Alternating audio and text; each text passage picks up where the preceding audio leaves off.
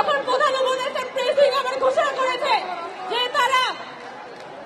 তারা প্রোক্লেমেশন সকলকে নিয়ে ঘোষণা করবে, আমরা সেটাই কিন্তু সাধুবাদ জানিয়েছি। আমরা স্পষ্ট বলতে চাই, এই প্রোক্লেমেশন নিয়ে আমরা কালকে বলতে চাই না। আজকে 31শে ডিসেম্বর আমরা রীতিমতো বাধ্য হয়ে এখানে একত্রিত হয়েছি। গত 5 আগস্টের পরে নতুন বাংলাদেশের রূপ তখনই সফল হইল যদি আলোচনার টেবিলে সবকিছু থেকে সমাধান আসতো।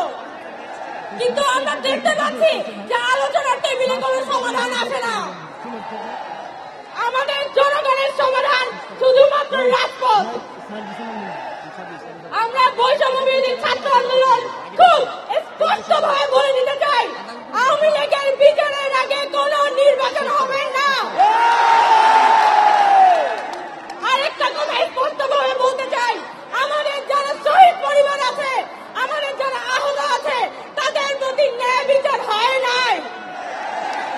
এই মানুষগুলোর প্রপার ট্রিটমেন্ট, তাদের পুনর্বাসন হইতে হবে এবং সরকার সম্পূর্ণ দায় নিয়ে এই পরিবারগুলোর সেফটি, যার হাত চলে গেছে, পা চলে গেছে, যার চোখ চলে গেছে, তার সেফটি সরকারকে দিতে হবে।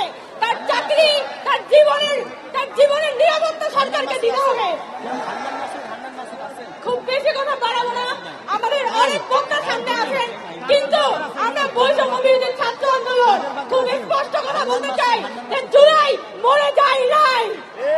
আমরা জুলাইয়ের স্পিরিট নিয়ে এখনো পর্যন্ত রাস্তায় আছি এবং আমরা কোনোভাবে সেই 90-এর মতো, সেই 71-এর মতো 24কে ব্যর্থ হতে দিব না। আমরা 24-এর যোদ্ধা, সবাইকে এই জুলাইয়ের স্পিরিট সমুন্নত রাখার আহ্বান জানিয়ে আমি আমার